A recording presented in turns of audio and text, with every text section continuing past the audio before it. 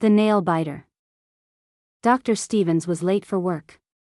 He'd recently relocated to the area to take up a new position in the practice and was now becoming acquainted with the daily traffic grind. Queuing in the jam, his fingers drummed on the steering wheel with acute impatience. As his Buick crawled at an excruciating pace, Dr. Stevenson began to perspire. He felt his irritation rise, and a prickly sensation at the back of his neck. In his rush to get to work, he'd forgotten to take his medication. Glancing to his left, he noticed a woman sat in an idling Chevy in the next lane filing her nails. His teeth itched. God damn it, he thought, slapping the wheel with the flat of his hand. He finally arrived at the surgery 15 minutes late, briefcase flapping wildly as he hurried through the door, past his receptionist, the middle-aged Patty Reynolds. "Good morning, Dr. Stevens," she said in her sickly sweet New Hampshire drawl. He hated that accent. "You have 2 patients waiting, you're 8 o'clock and you're 8:15. The doctor poked his head into the waiting room and saw little Jack Thomas, sat impatiently fidgeting, while his mother read an out-of-date copy of the New Hampshire Review. The boy sat there swinging his legs, and looking at the old filled-in crossword puzzle on the back page of his mother's paper. Instinctively the boy's hand moved to his mouth. "Jack," Mrs. Thomas said curtly, registering the child's habitual transgression. "Sorry, Mom," Jack muttered, clenching his hand into a fist and resting it on his lap. Dr. Stevens felt the prickles return to his neck. "Dr. Stevens?" Patty called, snapping him back to his senses. "Just give me a few minutes," he answered briskly, as he disappeared into his office, shutting the door, not before noticing Patty's manicure. His was a large office, well lit by the huge window which gave an excellent view of the town. He was flushed and sweating as he leaned against the door and drew a deep breath. His hands fumbled in his jacket pockets for the pills and opened the box, letting 2 red capsules tumble into the palm of his right hand. Going over to the sink, he filled a glass and threw back both pills and the water in one. Letting out a relieved sigh, he then slumped into his chair, touching his brow and feeling the dampness. "So, what can we do for you, Mrs. Hamilton?" Dr. Stevens inquired of his first patient, a middle-aged woman, her nails clean, unvarnished, unmanicured but well looked after. "Well, I'm afraid I'm having my old trouble again, doctor," she whispered in a hushed tone, clearly embarrassed. But the doctor wasn't listening, his eyes were fixed on the old lady's hands. "My hemorrhoids, doctor, it causes me such pain," the woman continued. But Dr. Stevens was barely registering her words. "So, if you could prescribe me some more of those suppositories, I'd be mighty appreciative," she asked, raising her voice slightly, jolting the doctor back to cognizance. "Certainly, Mrs. Hamilton, certainly," the doctor said, scribbling swiftly on his medical pad. "Hemoxetol, wasn't it?" "I think that's it," Mrs. Hamilton affirmed. "That should help things," the doctor mumbled, handing her the prescription. "Thank you so much," Mrs. Hamilton smiled, taking the prescription and leaving the room. As the door clicked shut behind her, Dr. Stevens slumped in his seat, sweaty and disturbed. He flinched when Patty Reynolds entered, clutching the notes of his next patient. "Can't you knock?" he snapped. "I'm sorry, Dr. Stevens, Mrs. Thomas and the Thomas boy," she said, handing him the file. The doctor stared at her red polished nails and felt a pang. Maybe the medication had stopped working? Was he slipping again? He felt the want and need growing in him. His shirt felt damp with sweat and he felt his heart beating rapidly as his panic began to rise. In the grip of anxiety, he took several deep breaths to try to calm down. "Get a handle on yourself." Mrs. Thomas knocked and entered the room, Jack holding her hand as the pair took a seat in front of the doctor's desk. "So, what seems to be the trouble, Mrs. Thomas?" the doctor inquired in the most focused and professional manner he could muster. "Well, it's nothing serious, at least I hope it isn't. I mean, I feel a little bit foolish. There's nothing wrong with him physically, it's just..." "Just what, Mrs. Thomas?" "Well, Jack bites his nails." "Bites his nails," Dr. Stevens repeated, his mouth suddenly dry. "Yes. Not just a bit or now and again, he does it all the time." Dr. Stevenson's stomach churned, his mind turning somersaults. Have you tried the normal remedies? He began, stumbling over his words. Chemical sprays, etc., etc., he asked, feeling increasingly uncomfortable. Yes, I've tried everything I can think of, but nothing seems to work. I don't want him to grow up a nail biter. The word rang like a gong in Dr. Stevens' head. Nail biter. Well, it's quite normal in youngsters. In fact, I used to bite my own nails as a child. Mother cured me though, he said, scratching at his neck which now itched like crazy. She'd make me dip my fingers in vinegar each morning. The kids at school started calling me Vinegar Joe. I reeked of the stuff. I quit biting my nails just to escape the bullying. The deeply buried memories scalded his mind.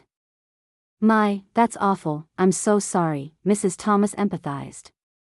Don't be. Sometimes, the harshest way is the best for us. Thankfully today there are more scientific methods to control habits, Mrs. Thomas. So, don't you worry, young Jack, he said, addressing the boy with a weak half-smile and letting his eyes drop to Jack's clasped hands. Cheeks flushed, Dr. Stevens mopped beads of sweat from his forehead, his stomach like a tightly bound ball of wet string, churning over and over. He began to salivate as he stared at the two little fists which rested on the boy's lap.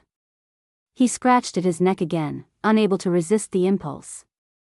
Open your goddamned hands, you little bastard, he thought, but was suddenly seized by panic. Did I say that out loud? Are you okay, Dr. Stevens? Mrs. Thomas asked. Why, of course. I've just had a little cold recently, that's all. The doctor's mouth felt like cotton wool, his tongue like a swollen football. He took a deep breath. Mrs. Thomas, may I have a moment alone with Jack? Alone? She responded, a little taken aback. Yes, I'd like to talk to him alone. Just for a minute. Sometimes these problems can be, how can I put this? Psychological. Well, if you think it will help, she shrugged, getting up to leave. Jack sat on the seat, his legs swaying to and fro, his hands in tight fists on his lap, eyes looking down at the floor. So, you bite your nails, huh? The doctor inquired as he rose from his chair, mopping his brow, neck on fire. Jack said quietly, looking up at the doctor with innocent young eyes. Let's look at those nails then, young Jack, the doctor said, approaching slowly, his palms sweaty, fingers trembling with anticipation, entire soul hungering for even just a tiny glimpse. Dr. Stevens took Jack's hands in his breaths becoming more and more rapid. The boy was a little surprised when the doctor touched his hands with trembling fingers. At first he flinched, but then tentatively relaxed in the doctor's grip. Jack looked up, slightly worried, sensing something wasn't right. He could see the strange look in the doctor's eyes. Dr. Stevens just stared at the child's fingernails. There was hardly anything left. He'd chewed them down near enough to the quick. The doctor's mouth was awash with saliva. Time stood still. Shock was the only word to describe what Jack felt when the doctor started to lick his fingers, so shocked that he couldn't even scream. He just froze, in terrified bewilderment.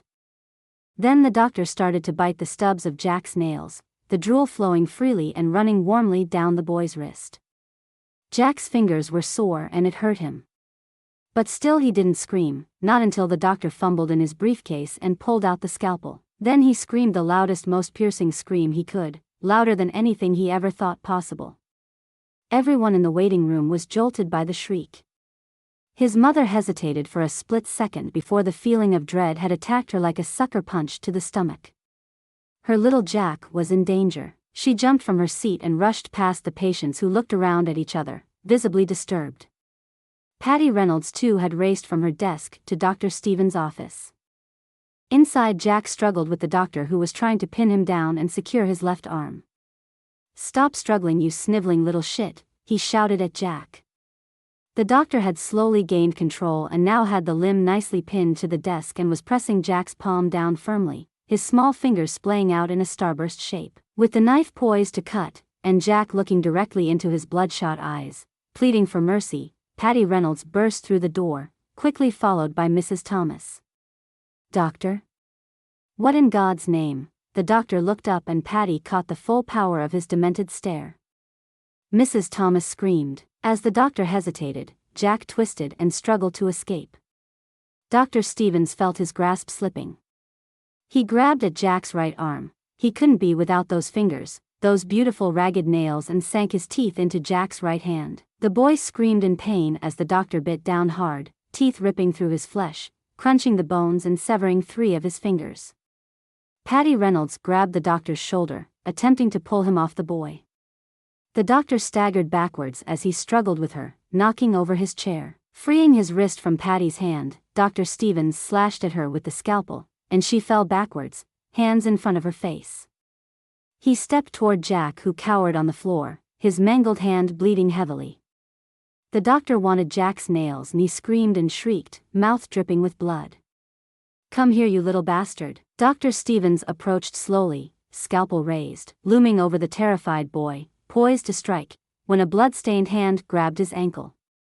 It all happened in a flash, but to Jack it was like a Super Bowl slow-motion replay. The boy watched the doctor's arms claw back against gravity, flapping like a bird, but it was useless. He toppled like a felled tree, making a sound almost like wood, creaking, as he crashed to the floor, directly onto the legs of his upturned chair. The doctor issued an unearthly scream as 2 shafts of wood pierced his chest and abdomen and he lay motionless, impaled. Margaret Thomas was in a blind panic as she scooped up the lifeless body of her only son. The boy had lapsed into shock. At first she thought him dead as she quietly cradled and consoled him. New Hampshire Chronicle, July 12, 1979. A child was savagely attacked by a reportedly schizophrenic local doctor today. The child was named as Jack Thomas, 7. It is believed that the doctor suffered a severe mental episode before attacking the child. The boy is thought to be in a stable condition at the county hospital. His assailant, Dr. Elliot Stevens, alias Dr. Stephen Dines, who was pronounced dead at the scene, had been struck from the medical register in Maryland in 1976 for attacking Kelly Napier, a 9-year-old girl. He was given probation and treatment in a psychiatric ward before being released in December of last year. It is understood that he attained the position as general practitioner through false documents. The county sheriff's office has launched a full investigation. Now a grown man, Jack Thomas has worked very hard to forget about the events of July 12, 1979. He still suffers occasional nightmares, and the mental scars seem to hamper his life much more than the physical wounds that were inflicted. But as he sits on the bench in the waiting room of the antenatal clinic of the local hospital, thoughts of Dr. Elliot Stevens are banished from his mind. He is waiting as his pregnant wife undergoes her routine 4-month scan. Jack and Kelly have been married 2 years now. As Jack sits on that bench, he couldn't be happier. Down the hall a woman is telling her child not to bite his nails. It reminds him of his own mother, not the voice, just the tone she uses, motherly and authoritative. "Don't bite your nails, dear, it's an awful habit." He's waiting for Kelly to come out of the antenatal clinic. She understands him and what he went through. As she emerges, smiling, she holds up the baby scan with the remaining 3 fingers of her left hand. "Our baby boy," Jack thinks happily. "Our child will be strong, healthy, and vibrant, and we won't give a hoot in hell if he bites his nails."